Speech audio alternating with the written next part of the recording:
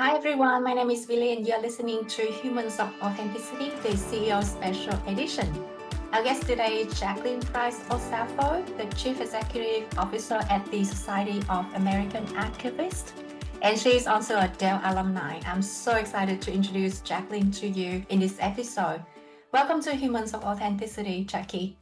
Well, thank you for having me. I appreciate you reaching out and including me in this podcast. I'm super excited to be with you today.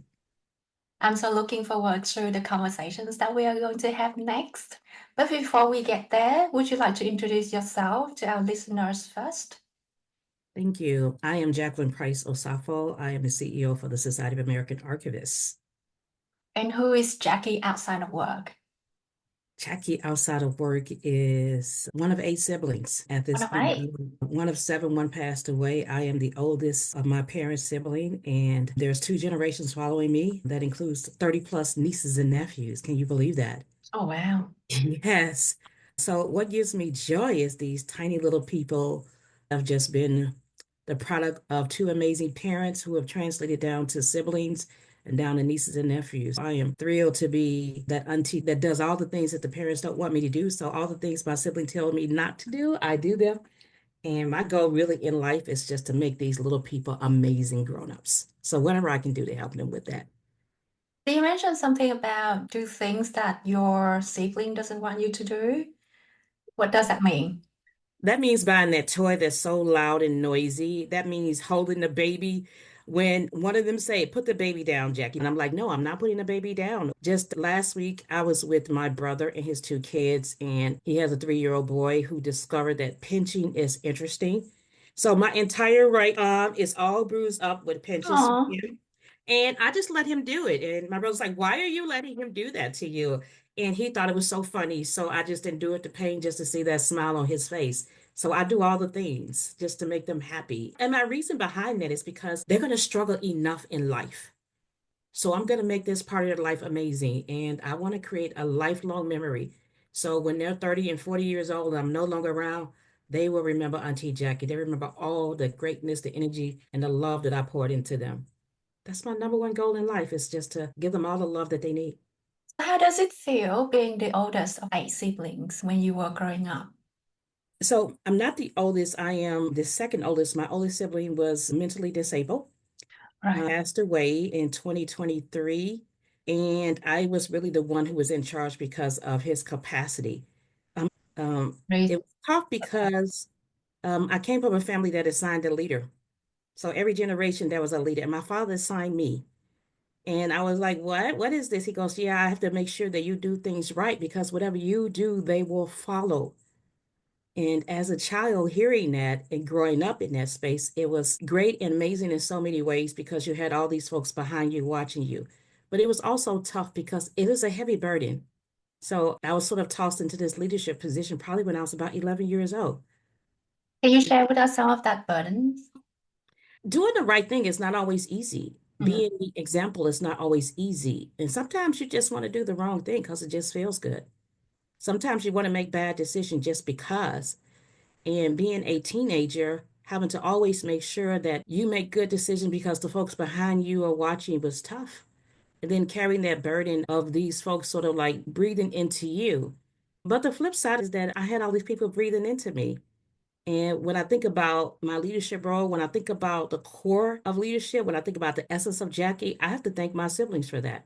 Even nowadays, sometimes they go, "You're too bossy." I said, "You guys made me the boss." Like the person that I am today was born into a family where I was assigned to be a leader, and I've been practicing since I was 11. Wow.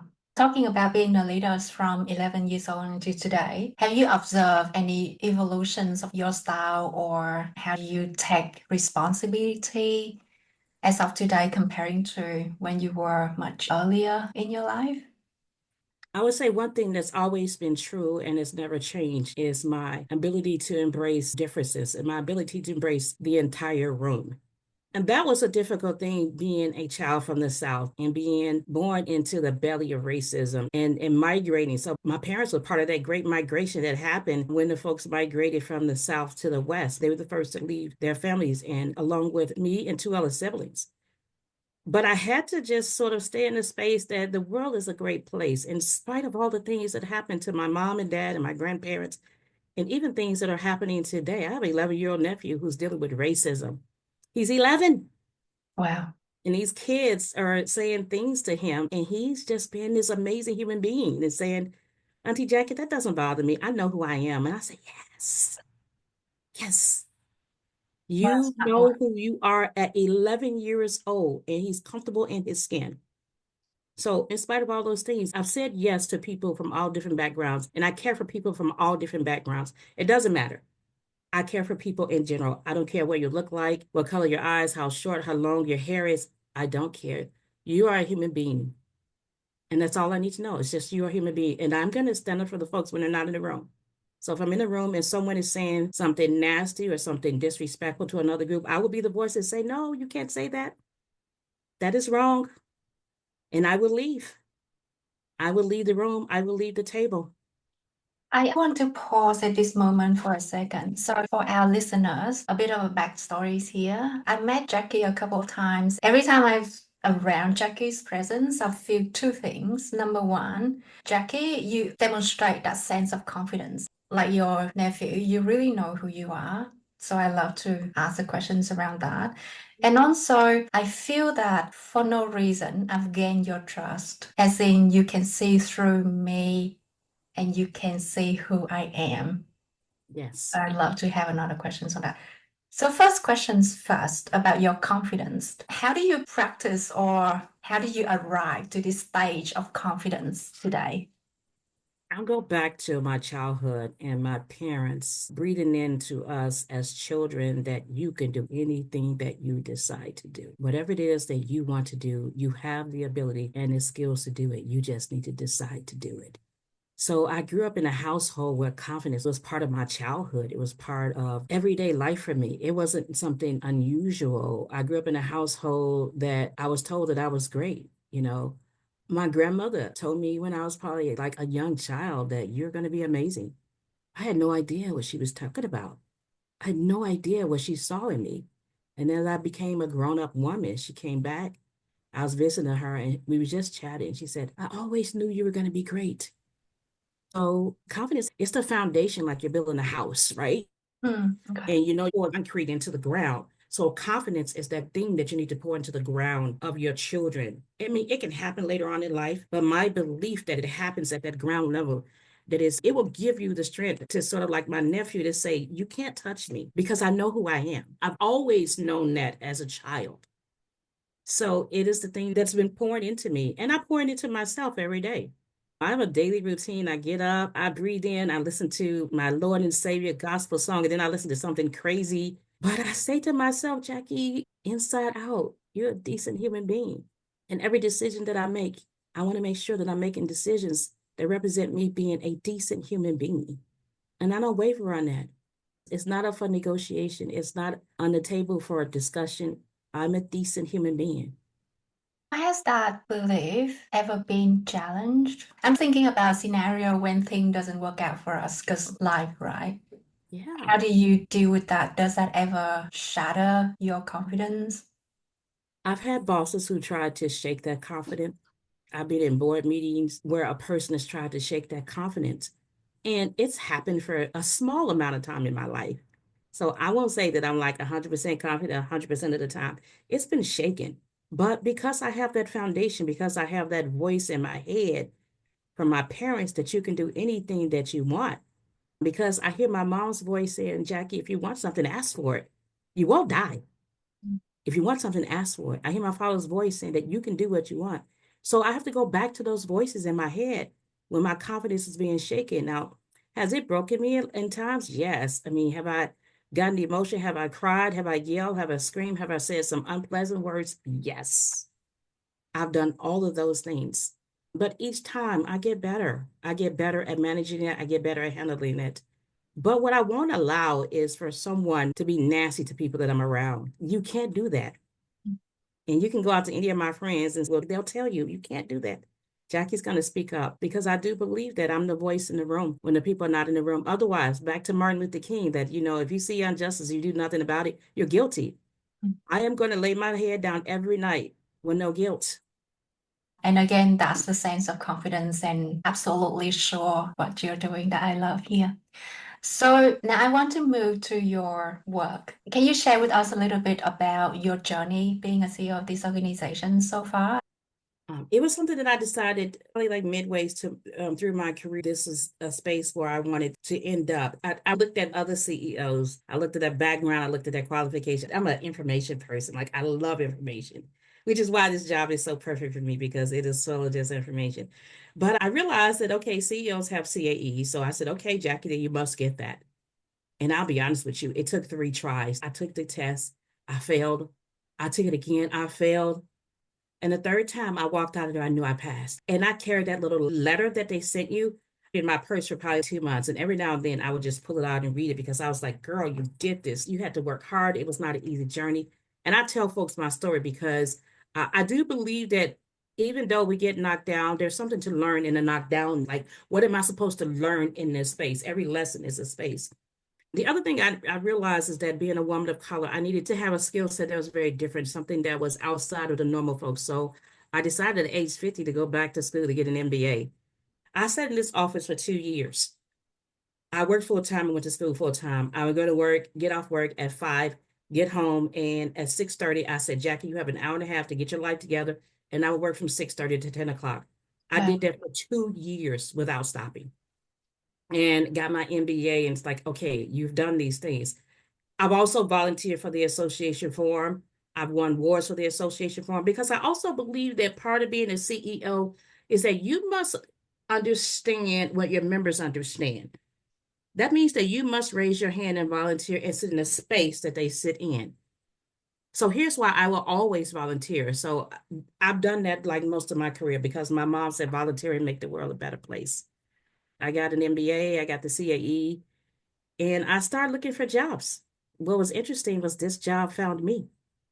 What does that mean? This job found me. I was in my pandemic job working for American Health Information Management Association. And just across the hall, I'm in my bedroom getting dressed for work. And I get a text message from a colleague who said that I was contacted about a job. And I gave them your name. And I was like, okay. And then that old boss, like Pat Blake, she's like the best boss. She said, Jackie, someone contacted me about a job. I gave them your email address. But then there was a Delper who said, someone contacted me about a job and I told them that you're a better candidate. That's an ally. That's a friend.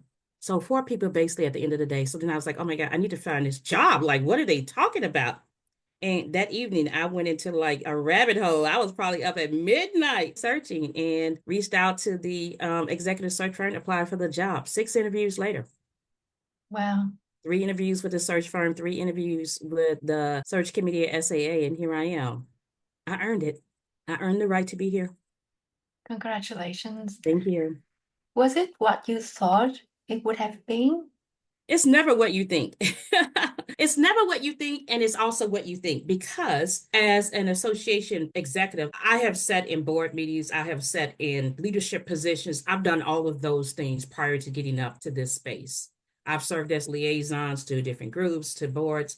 So some of that experience I had sort of like in my back pocket. But the emotional part of it, like you don't know it until you're in it. Mhm. You don't know how you're going to mentally respond to something or to a crisis until you're in it. And you have to train your brain and you have to use that muscle like, okay, I am not going to freak out. I'm going to gather the information. I'm going to collect all the data. I'm going to ask all the questions. Do I need to call my attorney? Do I reach out to a colleague? I remember Sean Boyce reaching out saying, Jackie, he said, you're going to be drinking from a water hose. Call me. I called Sean 3 weeks into this job because I had a crisis and I was like, what should I do? And the best part of the journey is that along the journey, you develop a network. And the DELT, there's so many amazing things about this program, but the network, I call it the Underground Railroad. The DELT was my network. And I picked up the phone. I called folks. I text folks. I also remember in the interview saying to them that you're not going to just get Jackie, but you're going to get like 200 plus people who's behind Jackie. You're going to get all of that knowledge. So that was a great thing about applying for this job and being in this role is that I have this huge network.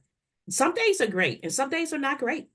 There are days when I just shut this computer and I say, okay, breathe it in, Jackie. And here's where you got to use the mental health, the emotional, all those things that you use to protect yourself, to keep yourself healthy. There are tough days, but there are far more greater days. And at the end of the day, am I doing something great? Am I making the world a better place? The answer to the question is yes. Sometimes the journey is tough. That's okay. It's not supposed to be easy. I sense a very strong sense of determination, persistence, and persevere through all of the down moments. What motivated you to keep going and just reject any challenges along the way?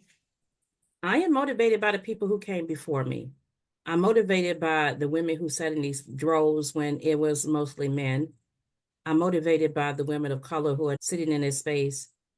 But more than that, I'm motivated by the dream of my grandparents and great grandparents. I'm motivated by the fact that during their time, they couldn't buy a house where they wanted to buy a house. They couldn't work jobs they wanted to work. I shared this story with many folks that my grandmother picked cotton to build her house. She did that for Jackie, so Jackie doesn't have to pick cotton. I don't have to pick cotton. I can buy a house where I want. I can apply for a job where I want. I can walk into a space where I want. So what motivates me is their struggle. And I don't take that lightly. So I make a lot of decisions. I vibrate off the fact that they struggle for me. They made it possible. I owe them. That's beautiful. My parents operated a bakeries when we were growing up, and here I am today. So you Amen. reminds me a lot of their hard work. That's definitely part of my motivation checklist. Thank you for reminding me of that. My pleasure. You also mentioned something else about being a person of colors and that require different skill set. What made you arrive to that conclusion? Probably from the moment I realized I was a person of color, maybe as a child, that as one person of color speaking to another person of color, our journey is never easy. We're born into something that we didn't ask for. That makes us amazing people. Is there stories that you can share with us to bring this to life? Have I experienced racism, sexism? Oh, yeah. All of that. And will I let it stop me? No. It's an experience. It's always a lesson to learn. It is sad when I have to go through it. It is not something that I enjoy. But I also have a group of friends, a family that I've created outside of my own family that represents people from all different backgrounds that accept me and they make me happy. I make them happy.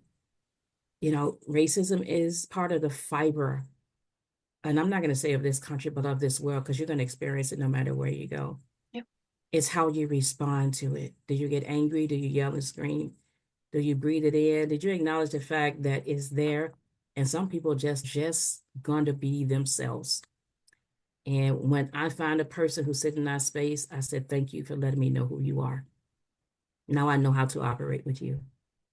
That's probably the best response to it. Thank you Thank for you for letting that. me know. What my 11-year-old nephew that is going through doesn't make me happy. Like it breaks my heart that this 11-year-old. And I told him I had to take him to school. My brother was deployed, which makes it just difficult when you have a sibling who's trying to make the world a better place. And the world that he's trying to make a better place is full of racism. Like he's put his life on the line for a world that's not being pleasant to his child. So I was so upset. Like I did everything not to cry in front of him. So this is something I tell every single one of my nieces and nephews that Auntie Jackie will do everything and anything to make sure you are safe and protected. And he smiled. He said, Auntie Jackie, you know you can't do that. That's just wrong. You can't do that. But I love that he smiled, that he knew that I'm willing to do anything for him. Mm. My parents did the same for me. So Well, that's how I feel about racism. I'm willing to do anything for the people that I love to protect them from that. But I think what I'm hearing from that as well is you are very sure of your own values, so you don't let any of those distractions impact the way you think and the way you operate. And you hold very strong onto your values and embrace it regardless. So thank you for verbalize that for us. You also mentioned that you volunteer for association forums, and I would imagine for other organizations as well. What was one of your most proud of moments during your volunteerism? I think teaching Association 101. So, I walked in Association 101 and I sat in that class and I said, wow, I'm where I'm supposed to be. And then I decided along the way that the experience brought out a skill set in me that was there that needed to be cultivating. So, as a volunteer for the Association Forum and ASAE, I was allowed to do that, just like yourself, speaking at holiday showcase, speaking at annual meeting. I mean, the proudest moments for me is getting on that stage because that's me saying, thank you for giving me this amazing skill set that I can share with other people. So if I had to say what's my proudest moment is being able to share my experience, to deliver a lecture, to deliver a presentation, to show folks that it's not so bad when you stand on that stage, that you can do it. I was one of those folks who freaked out, who was nervous. I remember the first time I taught Association 101, and the person, I can't even remember his name, but he said, Jackie, let's pray. We prayed in front of the entire class without any inhibitions, and that was a beautiful moment for me.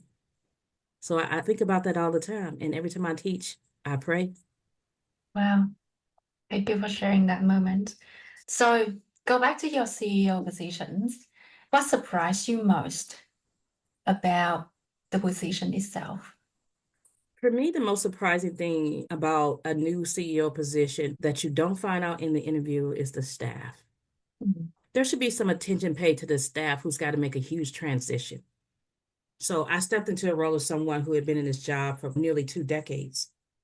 And some of those folks have been around for some of that time, most of that time, greater than that time. Then they had to get used to this girl who comes in with this, shaved head and these tattoos and these nose piercing. And they were probably freaking out. And I was freaking out too. And how do you sort of recreate or create a new relationship? How do you shift the culture? That took probably like a year and a half to do that for staff to understand me and for me to understand them. So there's this gelling thing that has to happen with staff and the CEO. You understand what the volunteers need because you served as an association executive for some time. Of course, you need to learn the profession, but the thing that no one knows about is what's going on with staff. And I wish we can figure out how to help staff make that transition. No one helps them make the transition. It's the CEO trying to help staff make the transition and learn an organization and get used to a new membership style or a new membership culture. But no one helps that staff that they're sitting, that's waiting, that's curious, there's no idea who this person is, and probably confused and scared about this new leadership. No one helps them. That part surprised me. And I want to figure out how to fix that or how to help them. Have you got an answer on that big problem? I haven't got an answer. It's still rolling around in my head. Wow. Thank you for sharing that moment with me. Have you got a mantra for yourself as a CEO? My mantra or my word is, and I've been carrying this word in my pocket for some time now, is to be intentional. And the word came from a book that I read. It's a little red book. It's called One Word. It's an easy read. I would tell folks read that all the time. And the essence of the book is to pick one word and use this one word and thread it throughout your life, from your personal life, professional life, financial life. And I've held on to that word now probably for about 8 or 9 years. Is to be intentional. So be intentional about my decisions, be intentional about conversations, be intentional about how I respond to things, be intentional about the growth, be intentional about the future.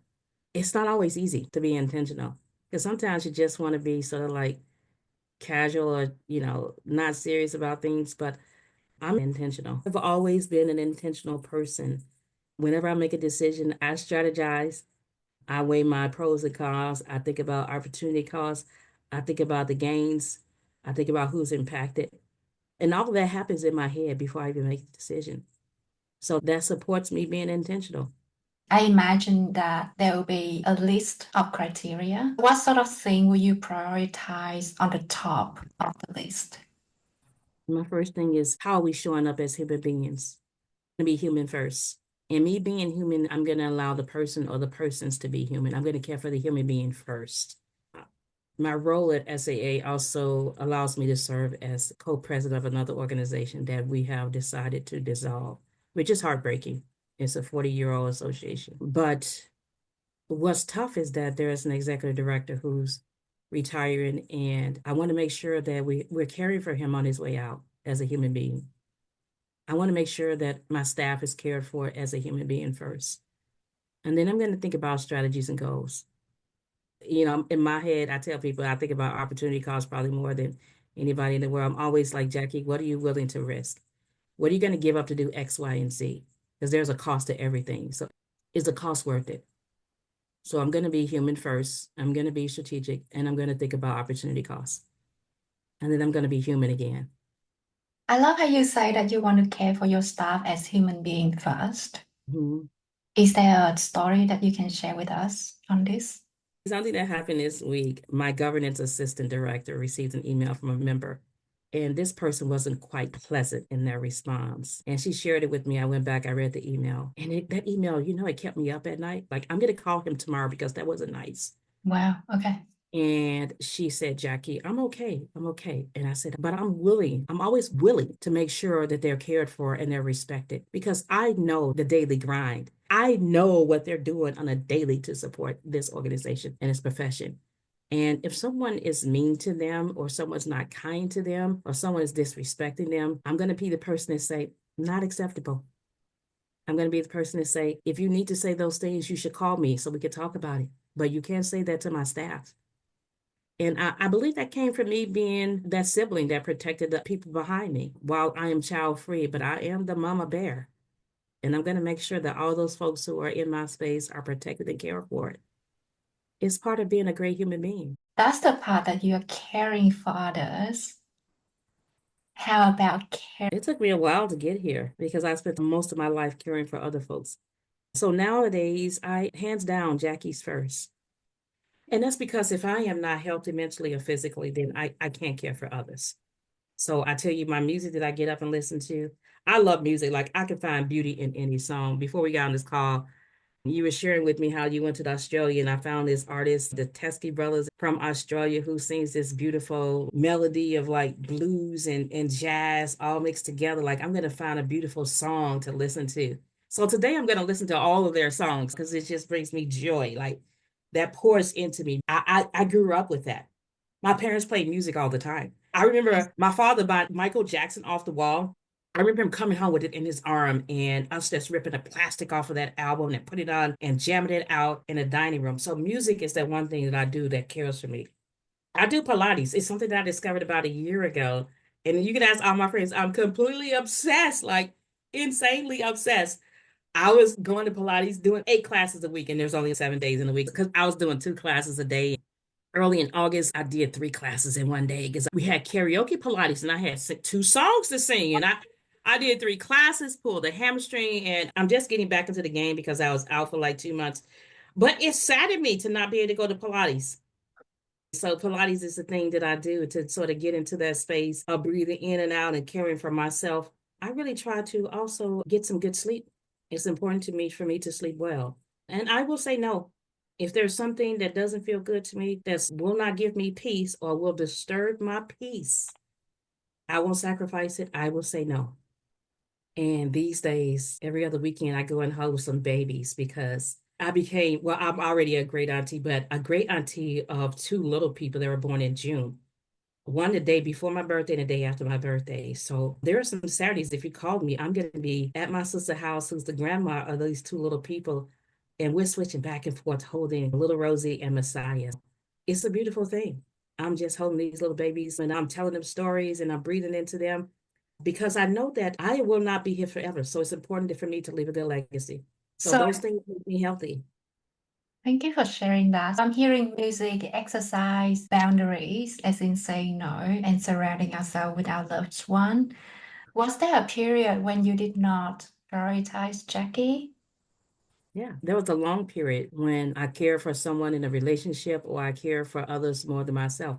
Even my family members, being the oldest, you sometimes slip into the space of caring for or thinking about others before you think about yourself. And I would say the big shift happened some years ago when I decided they're grown-ups, they're fine, they're okay, they're going to be fine. And I had to prioritize my peace because I realized that, you sacrifice a little bit of it, a little bit, and before you know it, you have very little left for yourself.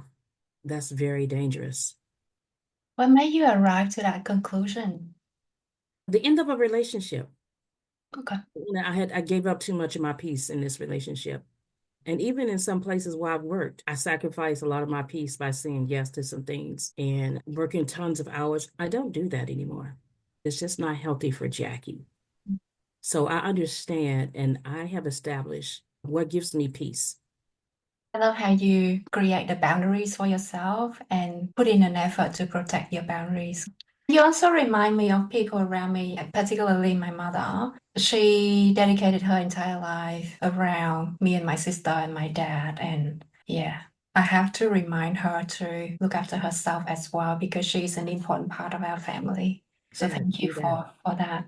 Now, I want to bring all of this up to the organizational level. What legacy do you envision sculpting within your organization? Well, just to give a little background on archivists, archivists are the folks who sit in space of preserving history for the protection of our civil rights and democracy. History is a big part of who I am. So early on in the conversation, I talked about my grandparents, my great grandparents, my own parents, both who are deceased. But the past is really part of who I am. I have pictures of family members, great grandparents all over my house. Like there's probably more pictures in my house than it is just like anything because I need that energy. Archivists are the folks that believe in preserving history. So I want to make sure that when my nieces and nephews and great nieces and nephews and, other folks' kids go to school, they get the authentic truth. What does that mean? That they understand that here is what happened in the past, that it is not muddied, it is not shifted, it is not changed, it is not characterized as something that is not. So if we think about what's happening in the state of Florida, where some schools are teaching slavery as a benefit to African Americans, I don't even know how folks can get that in their head, but that is part of what folks are doing. But that's not our history. So my legacy with SAA is making sure that I support these professionals in doing the thing that they absolutely loved, that they're radical about, and that's the past. Because the past for me allows me to vibrate in the future. And I want to make sure that everyone has that opportunity to do that. So I want to make sure, again, that they're doing those, and whatever resources or services or whatever I need to provide for them, so they're doing that. I also want to create a space for the next generation. I will not be the CEO of SAA in 5 to 10 years, probably not. But who's going to step into this role? I want to make sure the door is open for anyone. So I am the first person of color to be the CEO of SAA. Wow. And folks ask me, well, how does that feel? It doesn't feel weird or bizarre because as a person of color, you're often the first. I've been the first for a lot in many situations. I don't want the person behind me to be the first. I want to make sure that there's broken glass all over the floor. There's no glass ceiling because we kicked it. We broke it. And someone else is going to clean it up. But that person can walk into this role with ease and comfort. How do I create that space for them? That's the legacy I want to leave behind. Thank you so much for paving the way for the next generations. So during your time with the Society of American Archivists, was there any particular initiatives that you have led that you are proud of for its impact? We just had our annual meeting here in Chicago. Under my leadership, we had our first, second, third hybrid meeting, and they have been amazing. We're back up to pre-pandemic numbers. I'm proud of that. I'm proud of the survey results. I'm proud of the folks had an amazing conference. I can't tell you how many folks came up to me and was like, oh my God, this is amazing. Like when I'm at annual meeting, if I'm stopped 50 times, I will talk 50 times. I will stop and give you my attention. And this past year, I was probably stopped 50, 60 times. And every time it was a compliment. It was staff is doing this, that the education was amazing. That makes me proud. Congratulations. We're making a couple of shifts and changes at SAA as well. We were that organization that had not looked at our infrastructure in a long time. So we have some folks who are looking at our website to be updated. I make this joke that our technology was in the closet and not in the clouds. When someone said to me that the server is down, I said, server? Who has a server? And he's like, oh, it's in the closet. I was like, what? Why do you have that? Who has a server? I want to make sure it's the next person who walks into the role, they have the resources, the technology that they need. How do I make that happen? And that means making things uncomfortable sometimes. That means pushing, pulling. I'm okay with that. I want to unpack the part about being the first in the space. Do you feel the pressure being the first in the space? Maybe earlier on in my career, I felt the pressure. Now, maybe I've become numb to it. Maybe I'm used to it, but I don't feel the pressure. Okay. I acknowledge that if I'm in the room, and there are times when I'm still the only person of color in a room. I would say back to my visit, I'm thinking one of my pre-con visits in one of my annual meetings, I was the only person of color in the room. And I was at the head of the table. And I'm chatting with this hotel about background information on our members, what to expect from the conference. And I won't lie to you that it felt good being the only person of color and having the power, because often we're not. That's powerful. It felt good. I love the emotion here. So go back to your legacy piece. I'm hearing that you're trying to put up infrastructure to support your members doing what they love. You also put in an effort to support the next generations of the profession. Now I'm curious, imagine if you win the lottery tomorrow and then you don't need to turn up to work. What would happen to this legacy? I think it will continue. I have the right people, as they would say, on the bus. I think if I won the lottery tomorrow, I wouldn't just sort of walk away. I'd have to just transition because it wouldn't feel right just to say, hey, peace out. That doesn't feel good to me. That feels incomplete. Mm. And I know I won't be able to complete needs, but I would say, what do we need to do? Like, what do I need to do to make sure that this transition is done with ease, that staff has been cared for? Because the other part of my legacy is the people who work for me. They're amazing. And I want to make sure they're cared for and they're taken care of. I want to make sure that they feel human at work, that if they're having a crisis, that someone's going to make sure that they are cared for. So how do we do that? Winning the lottery tomorrow will do some amazing things for my family. They'd all be like, Jackie, oh my God, I want X, Y, and Z. And I'd probably give it to them because money doesn't hold me like that. I'm not a hostage when it comes to money. But I do believe that the people who have supported me along my way will continue with that.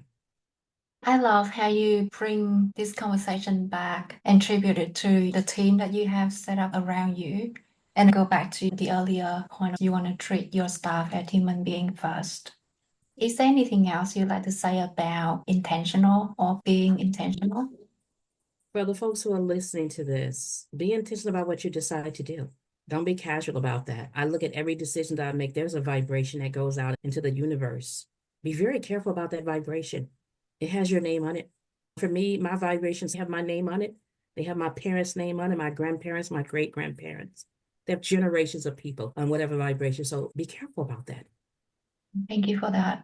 I do want to synthesize this to a learning that I've got so far, if that's okay with you. Sure. So what I've understand from your story is when you say being intentional about your decision, it means having a checklist of criteria, prioritize them, and when we are tossing between different options in making that particular decisions, know the most priorities in our checklist and make sure that priority is met. Is that a good way to summarize your story so far?